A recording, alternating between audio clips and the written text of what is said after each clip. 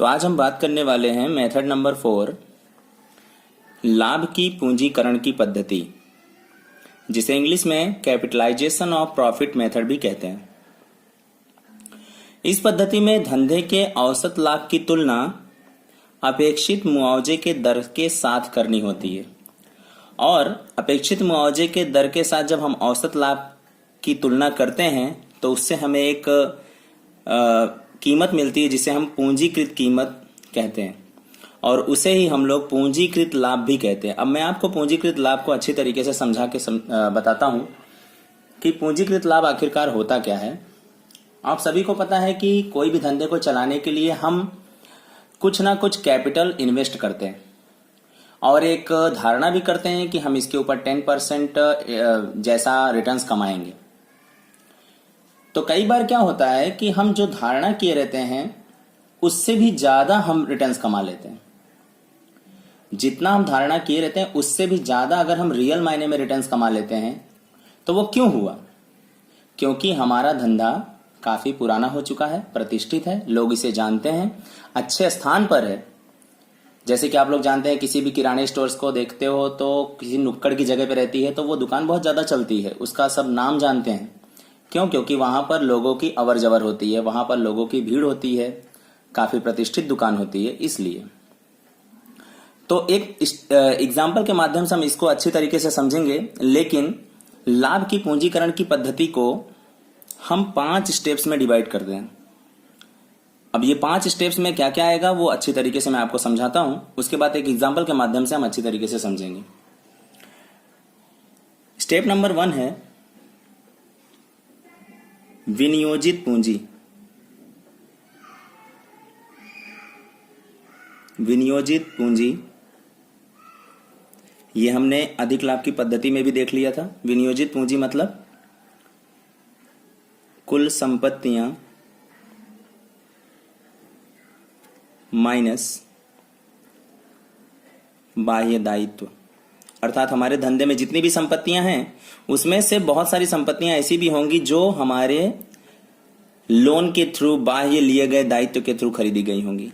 तो कुल संपत्तियों में से बाह्य दायित्व को क्या कर देना है? हमें माइनस कर देना है। तो इसका मतलब ये हो जाएगा कि हमारा खुद का पूंजी इस बिजनेस में कितना लगा हुआ है, यानी इतनी संपत्तियां बच जाएंगी जो हमारे रियल पैसे से खरीदी हुई हैं, यानी हमारी खुद की पूंजी से खरीदी हुई थी। हमारे लिए क्या हो गया? ये विनियोजित पूंजी, यानी कुल संपत्तियों में से हमें बाह्य दायित्व को क्या कर देना है? माइनस कर देना है। दूसरा है अपेक्षित मुआवजे का दर। ये भी आप अच्छी तरीके से जानते हैं। औसत अधिक लाभ की पद्धति में दूसरे स्टेप में अपेक्षित मुआवजे का दर था, जिसे सामान्य मुआवजे का दर भी कहा जाता है। यह हमें हमेशा सवाल में दिया रहता है। अपेक्षित मुआवजे का दर, इसका मतलब पहले भी मैं आपको बता चुका हूं कि ऐसी धारणा इतने प्रतिशत हमें इस पूंजी पर इतने प्रतिशत हमें क्या होगा? रिटर्न्स मिलेगा ही, यानी हमें लाभ मिलेगा ही, ऐसी हमारी धारणा होती है। हम पहले से ऐसी सोच रखते हैं कि इतना पूंजी, हम कोई भी धंधे को चालू करने से पहले ऐसा ही सोचते हैं ना कि भाई हम इतना पैसा इसमें लगा रहे हैं, आखिरकार हमें मिलेगा कितना। तो ये हमेशा प्रतिशत में रहता है, ये हमें सवाल में दिया रहता है। अब हम बात करेंगे, तीसरा स्टेप है इसका औसत लाभ। औसत लाभ भी आप पढ़ चुके हो, 2 तरीके से निकाला जाता है। एक तो होता है भारित औसत लाभ, अथवा तो सरल औसत लाभ।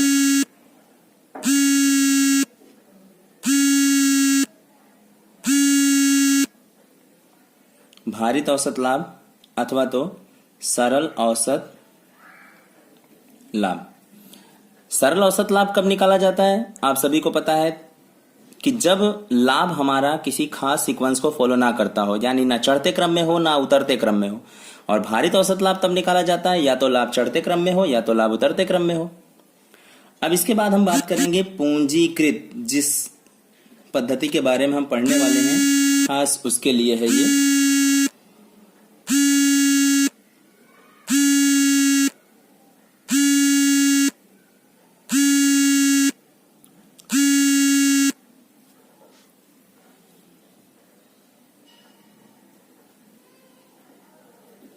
पूंजीकृत लाभ। पूंजीकृत लाभ, ये आपको अभी मैं एक एग्जांपल के माध्यम से अच्छी तरीके से समझाऊंगा, लेकिन इसका फॉर्मूला देख लेते हैं। औसत लाभ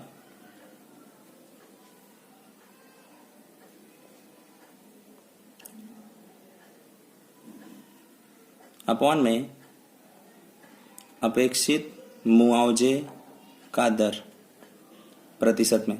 अगर आप प्रतिशत को हटाएंगे तो यहां गुणे 100 करना पड़ेगा, यानी अथवा करके औसत लाभ बटे में अपेक्षित मुआवजे का दर। जैसे मान लीजिए अपेक्षित मुआवजे का दर 10% है, तो हमें केवल यहां 10 लिख देना है और गुणे क्या कर देना है 100। ये दोनों में से कोई भी यूज कर सकते हैं। अब अंत में बात आती है ख्याति की। ख्याति क्या है? पूंजीकृत लाभ और विनियोजित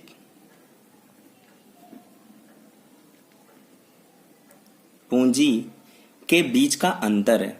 ख्याति क्या है? पूंजीकृत लाभ और विनियोजित पूंजी के बीच का अंतर है। पूंजीकृत लाभ में से विनियोजित पूंजी को, यानी चौथे नंबर में से पहले नंबर को अगर हम माइनस कर देते हैं तो हमें क्या मिल जाता है? ख्याति। अब एक एग्जांपल के माध्यम से फटाफट इसको समझ लेते हैं कि क्या था ये। मान लेते हैं कि हमने एक धंधा स्टार्ट किया है जिसके अंतर्गत हमने 5 लाख रुपए कैपिटल इन्वेस्ट किया हुआ है। 5 लाख रुपए हमने क्या किया है? पूंजी को विनियोजित किया हुआ है। और हम ऐसी धारणा करते हैं कि इस 5 लाख पर हम 10% एक साल में रिटर्न्स कमाएंगे, यानी लाभ कमाया करेंगे, यानी 50,000 जैसा हम लाभ कमाएंगे, ऐसा हमारी धारणा है। परंतु रियल मायने में जब हमने इसको 1 साल तक धंधे को चलाया तो हमें ऐसा नजर आया कि भाई हम सोच रहे थे कि 5 लाख पर 10% यानी 50,000 मिलेगा, पर मिल कितना गया रियल में? 60,000। तो ये 60,000 कैसे मिल गया? क्योंकि हमारे धंधे की प्रतिष्ठा ज्यादा होगी, हमारे धंधे का कहीं ना कहीं नाम चल रहा होगा, हमारा धंधा किसी खास नुक्कड़ वाली जगह पे होगा, यानी धंधे का स्थल बहुत ही अच्छे प्रकार का होगा।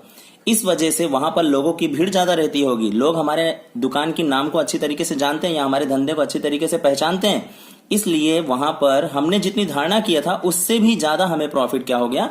मिल गया। अच्छा भाई, हम एक बात कर लेते हैं कि अगर कोई न्यूली धंधा एडेड हो, यानी कोई व्यक्ति धंधे को अभी अभी स्टार्ट करे, नया नया धंधा स्टार्ट करे और उसे 60,000 रुपया कमाने के लिए कुछ ज्यादा ही कहीं ना कहीं कैपिटल को इन्वेस्ट करना पड़ेगा। तो जरा बात कर लेते हैं कि उसे कितना कैपिटल इन्वेस्ट करना चाहिए। तो हम क्या करेंगे? औसत लाभ हमारा 60,000 हुआ, 60,000 को अपेक्षित मुआवजे का दर यानी 10%, इससे क्या कर देंगे? डिवाइड कर देंगे। अथवा तो हम ये भी काम कर सकते हैं, 60,000 को 10 से भाग करके 100 से गुणा कर सकते हैं। तो यानी क्या हो जाएगा? ये हो जाएगा 6 लाख। इसका मतलब क्या हुआ? हमने तो रियल मायने में 50,000 ही केवल इन्वेस्ट किया था, लेकिन अगर कोई भी व्यक्ति नया नया धंधा स्टार्ट कर रहा है और उसे 60,000 जितनी प्रॉफिट कमानी है, तो उसे अपने बिजनेस में कितने कैपिटल को इन्वेस्ट करना पड़ेगा? 6 लाख। तो आप सभी ने देखा कि हम केवल 5 ही लाख रुपया इन्वेस्ट करके 60,000 कमा ले रहे हैं, और कोई नया व्यक्ति जो धंधे को अभी अभी स्टार्ट कर रहा है वो 6 लाख रुपया इन्वेस्ट करके तब 60,000 कमा रहा है। तो ज्यादा बेटर कौन है? हम बेटर है। क्यों? क्योंकि हम कम पैसा लगा करके ज्यादा रिटर्न्स प्राप्त कर रहे हैं, हम कम पैसा लगा करके ज्यादा लाभ प्राप्त कर रहे हैं। तो ऐसा हो क्यों रहा है? क्यों? क्योंकि हमारा धंधा ज्यादा प्रतिष्ठित है।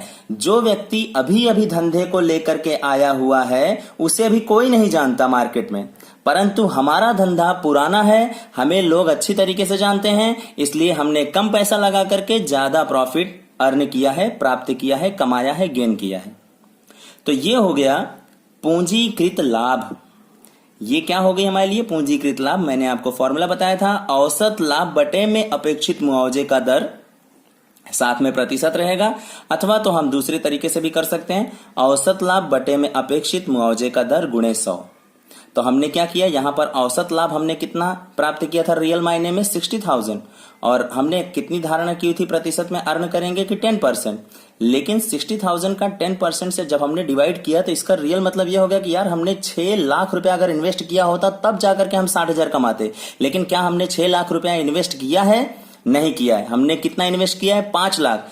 तो 5 लाख इन्वेस्ट करने के पश्चात भी हम 6 लाख इन्वेस्ट जितना प्रॉफिट कर पा रहे हैं, यानी 60,000 प्रॉफिट कर पा रहे हैं। तो क्यों कर पा रहे हैं? क्योंकि हमारे धंधे की प्रतिष्ठा ज्यादा है। तो जब धंधे की प्रतिष्ठा ज्यादा होती है तो जितना ज्यादा हम लाभ करते हैं वो होता क्या है हमारे लिए? ख्याति। तो इसीलिए हमने क्या किया, पूंजीकृत लाभ और विनियोजित पूंजी, इन दोनों के बीच का अंतर हमारे लिए क्या होगा? ख्याति। तो आपको पता ही चल रहा होगा कितनी ख्याति आ जाएगी। 6 लाख में से 5 लाख माइनस कर दीजिए, 6 lakh minus 5 lakh is equal to 1 lakh. तो ये 1 लाख जो आया है ये हमारे लिए क्या हो जाएगी? ख्याति। मेथड नंबर 4 में ही एक दूसरा भी मेथड है, वो आने वाले वीडियो में हम अच्छी तरीके से समझेंगे। धन्यवाद।